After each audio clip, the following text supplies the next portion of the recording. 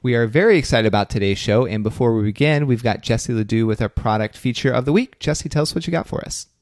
Hey, Stephen, pageants are expansive. I mean, they cost a lot. There's a lot of different things you have to pay for. And that's even before you win the title, and then you win, and then it gets even crazier. So what Pageant Planet has done is we have taken it upon ourselves to incorporate a contestant fundraiser feature into your contestant profile, which I love because it brings people all in one place. And you have this magical electronic business card in your pageant profile, and now people can donate directly to you through Pageant Planet. So, Stephen, can you give us a little snapshot of how it works? Yeah, if anybody's familiar with GoFundMe, it works just like GoFundMe. And just like GoFundMe, there's a 0% platform charge. We only take percentage to cover our actual transaction costs, which that percentage is the same as GoFundMe. So it's just like GoFundMe, but it's tailored to pageants. So you can put milestones there. You're like, hey, I need, $75 for a new pair of shoes. I need, $500 for a new dress and $350 for entry fees or whatever it is, airplane tickets, for nationals, or, if you want to raise money for your platform of choice or for a nonprofit or ad pages or whatever, you can set those milestones in there, and then you just send out your link, and then people can choose which milestone that they want to donate to. And you just say, okay, I need this money by, arbitrary date, but let's say, June 23rd, and then there's a countdown timer that starts based on that end road. I love this because people are so skeptical to just give you money. But if you say, here is the hard cost of what I need, they're so much more likely to say, okay, I'll pay $100 for your hotel for one night.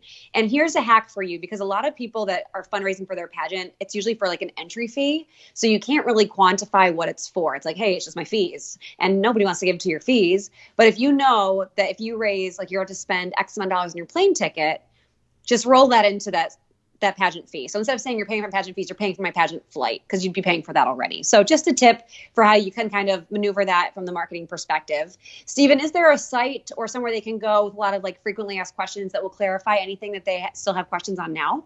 Yeah, you can check this link in the show notes, but you can also just go to the menu. So go to pageantplanet.com, look at the menu. If you're on the mobile, just click on the top left-hand corner and then click sponsorship. And literally that is a video of me talking, explaining it. There's frequently asked questions there that covers how you get paid, how you actually start it up. How you start it up is really easy. You just create a contestant profile in Pageant Planet and you check a box that says start collecting money, and so it's that easy, but it walks you through that. There's some tutorials there for you too. But yeah, it's just a really simple feature that we created, we paid for, we've developed it for months, and we're just giving it to you as an opportunity to help you pay for things like coaching and pageants and fundraisers and all that fun stuff. All right, great. Thanks, Stephen. Thanks, Jessie. Welcome to Pageant Planet's podcast, where we share stories and strategies to help expand and connect the global pageant community. Visit pageantplanet.com to find pageants, hire coaches, shop for dresses, and more. Now, here's your host, Stephen Roddy.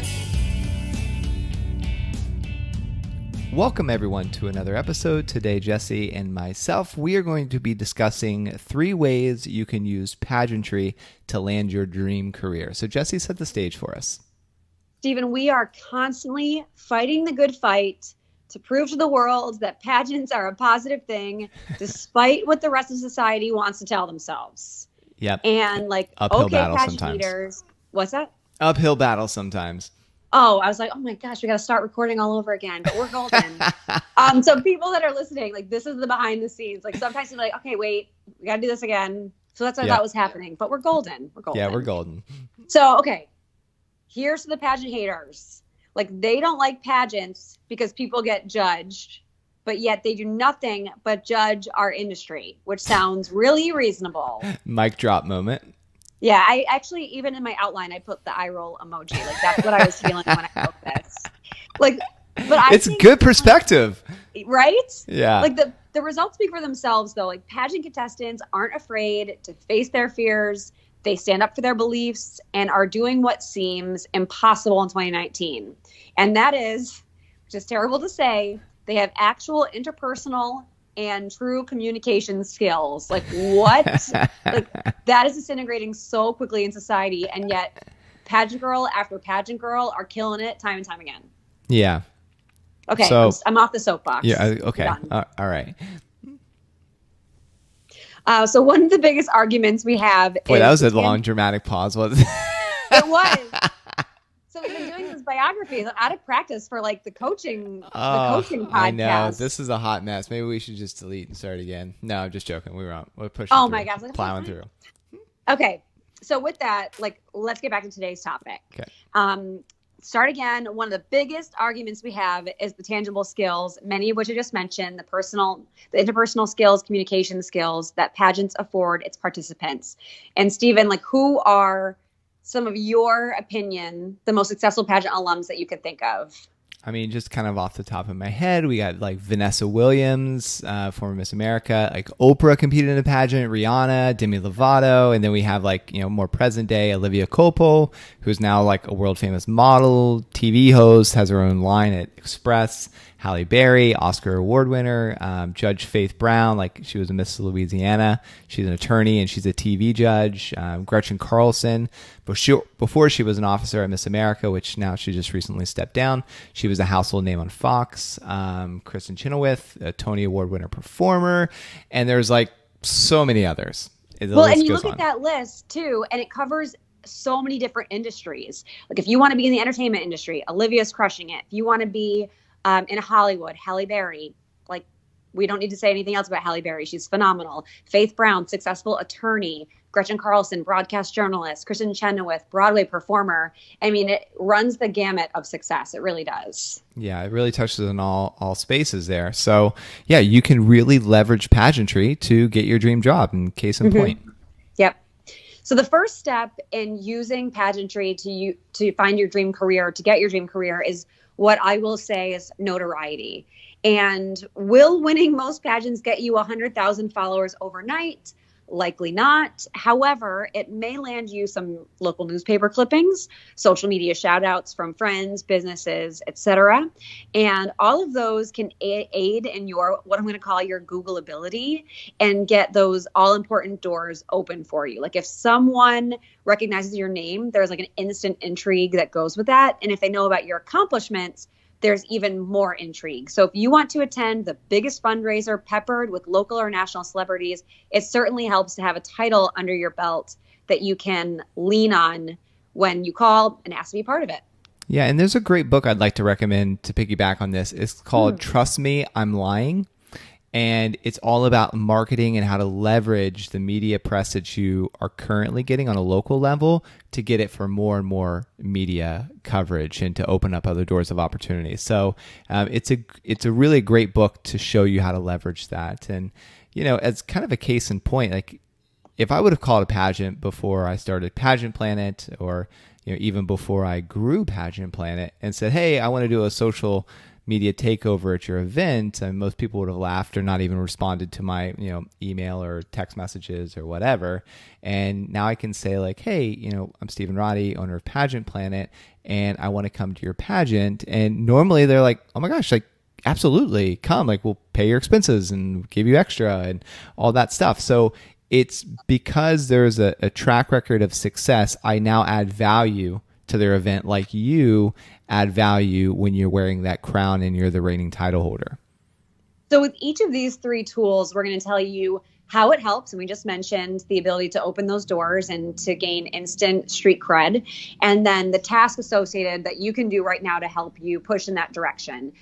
So first, though, I want to go back to that book you mentioned, Stephen. It's called Trust Me, I'm Lying, and people can like find it on Amazon or something. Yeah, you can find it on Amazon. It was written a few years ago. It really peels back the whole media industry and how this individual, he was able to market, it's a major fashion line, American Apparel, and how he got so much free media coverage by just, in essence, manipulating the media. And it just walks through step by step how he did it. It's very fascinating. And I actually have a personal friend who recommended it to me, and he leveraged it to get covered by the Boston Globe for free. So he just did the step by step. So it'll work anywhere in the world. So if you're in South Africa, UK, Australia, the principles are the same because media works the same pretty much regardless of where you are. I used to love American Apparel. It was like my favorite place to shop when I was in college. Yeah, so this guy would deliberately create controversial campaigns to get everybody Yes. talking. And so Yes. he was the brains behind all that. Wow. And then he wrote a book on basically saying this is the climate and this is how you can get free coverage. Wow.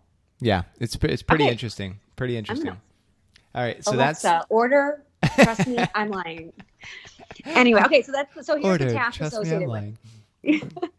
So here's the task. Identify 3 events you want to attend that will set you up to meet the people you believe you need to meet in order to succeed or take the next steps in your career. And I want you to start researching ways that you can be involved. So you get those 3 events and then you say, okay, where are the connections there? And if you go on LinkedIn, maybe you have first or secondary connections with someone that either works for that organization or knows someone that works for that organization. And like, it's time to start making phone calls. So it's set the stage of where you want to be to meet these people and then figure out a way to get there. Yeah, that's perfect. Okay, so we've covered notoriety. What's the next step in like landing your dream career? So the next step is what I call skill building. And so, for example, like you want to be in marketing, but your current 9-to-5 job, because we got to pay the bills, honey, is in a totally unrelated field. And this is your opportunity to use your title to take on projects that allow you to marry your strengths and passions outside of that 9-to-5 job. And like, without even thinking, like when I was a contestant, like I said to myself, I'm great at making people feel great and inspiring people to feel something. So I was working in technology sales at the time, and I started my 1,000 cards, $1,000 campaign. And like I did it to the nines, Stephen. You know, I don't do anything small. It had a logo, it had brand colors, it had an iconic brand image. Like it was a yellow balloon. So there's a yellow balloon in the logo. I brought yellow balloons everywhere I went. It was a very clear call to action. And these are things that I do best, but it had nothing to do with my current job. But I was able to say that on my resume, developed and implemented 1,000 cards, $1,000 social impact campaign. Like which is massive for marketing. Yeah. Right. Exactly. So you need to use your skills and leverage you as a title holder to make that happen. So how it helps. This is huge. So consider yourself your own intern for the job you want to have. So you don't have the job and you're not really an intern, but work on projects you think you would have to work on in your dream job as a title holder. So like I said, develop campaigns, think strategically, start a blog, whatever it is that's going to help pad your experience, do it now. And the task is when you're looking up these positions that you hope to have someday, what are the common experience elements they're looking for that you are currently lacking? If your actual job experience doesn't cover that, this is where your pageant work comes in. So you have to fill in the blanks by identifying these requirements, maneuvering them in your pageant preparation, and just get it done. Yeah, and you've used this in interview, and I'd like to use it towards this now too in resume. Yeah. Like if I could scratch your name off of that resume, put any other like person's or job applicant's name on there, and boom, and it fits, then it's not a good resume. Yeah. Like, or if I could scratch off the fact that you're applying for Pageant Planet and then just put, I'm applying for like a local restaurant job or something like that and submit the same resume, it's not a good resume. We go through and we always surf the people that, follow us on social media and our email list first for job applicants, because I am a firm believer that pageantry has the greatest people on the planet. And I want those strong, powerful men and women to work for our organization. And so we were looking through salespeople, and it was amazing to me how many people submitted resumes that had nothing to do with the position. And it's like, no judgment if that was one of your people, take this as a learning experience, but you probably didn't get a call from us because like, I don't see every resume. I have people that go through them and scan them, and then the best of the best get interviews with us, the best of the best resumes. So you probably didn't even make it through the first thing if you didn't even point to the fact that you had any sales experience, or at least tailor your experience to where it could be perceived that you had sales experience. Yeah, and I'll use myself as an example. Is I was in nonprofit corporate relations for several years, and I loved that job. And that's the job I had immediately after I became Miss International, because I did all that work as a title holder to be in the nonprofit sector, which is what I wanted at the time. And then I learned that, my skill, I loved making these connections. I loved developing these brand activations. So I loved nonprofit, but I wanted to be more in the marketing side. So I said, okay, I don't have 5 years of tangible work experience in a marketing firm, but I've been a title holder for how many years? I've been a pageant coach doing brand development. We worked alongside other brands. So how do I leverage that on my resume to say, like, I really have been doing this for 5 years, but my previous job just don't account for it. So figure out a way that if your dream job is outside of your realm right now, really dig deep and think about all the experiences you've had, because I promise you probably have more than you think that you can translate into your paperwork when you're applying for a job. And that actually rolls us perfectly into the third point, which is resume. Yeah. So you want to give us a breakdown? I know I kind of did some spoiler alerts. I took a tangent there that gave away the end of the chapter, but tell us why having a resume is important for securing your dream job. Yeah, so this is a major question for contestants looking to land a job or an internship. And do I list my titles?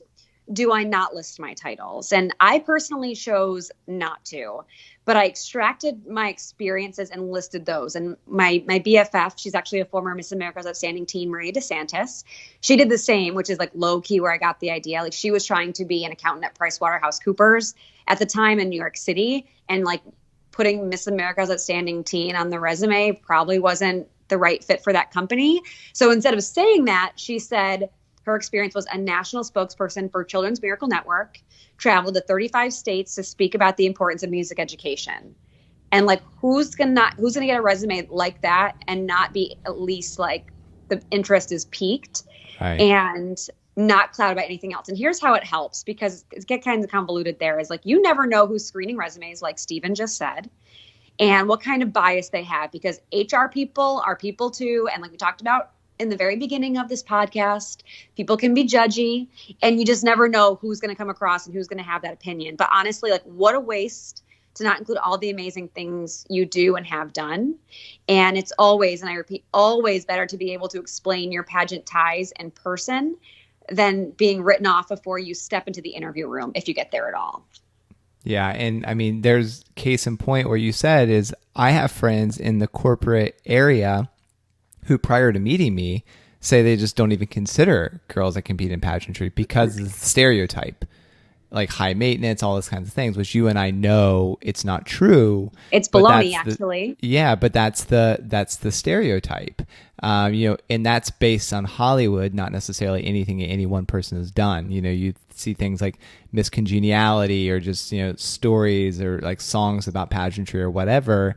It's all perceived as like girls that are overly high maintenance. So again, not the truth, but that's we can thank Hollywood for that.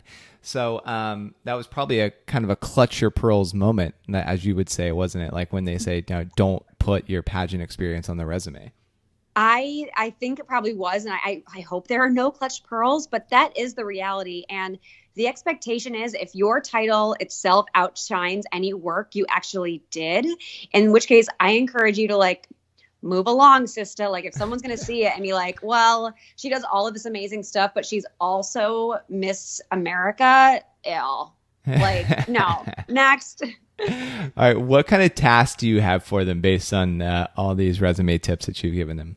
The task is to pull together all of the super amazing things you've accomplished with your Sparkly Hat awards, completed plans, achieved goals, whatever it is, like put it down. And if you were to explain that to someone without ever mentioning your title, would you? And what would they need to know about that? So list them and integrate them into your job and school applications. Yeah, that's awesome. Okay. So I wanted to go ahead and add in some social media moments that people had sent along. And I don't know if, Steven, if you have these in front of you or not. Yep, I do. Perfect. Do you want to go ahead and read the first one? Yeah, it looks like it's Elise Androck Oh, something. Okay. So it says pageants have influenced my life in so many ways. Pageants have allowed me to build confidence in myself and showed me that I could do, all caps, anything I set my mind to. I decided to pursue a pre-medical degree and will be starting med school next month. Through pageants, I've learned how to walk in the interview room with the understanding of what I can bring to the table as a future physician. I'm 100% certain that the interview skills that I learned through pageantry got me a seat at my dream medical school. I have also met people from all walks of life during my involvement in reign as a title holder, which taught me so much about my community and the needs that need to be met. That's beautiful. And you want to help me out with the name there? It's ALYSSANDRAXO. I'll include it in the show notes. Yeah, it's Alyssa, but something. I'm not helped. Oh, maybe Alessandra. Oh, Alexandra XO. Okay. When you see it spelled out, it is confusing. Okay, like I'll give you that one for sure. We got there. Okay, because I was like Alyssa. No, that's not a last name. Alexandra. I was doing the same.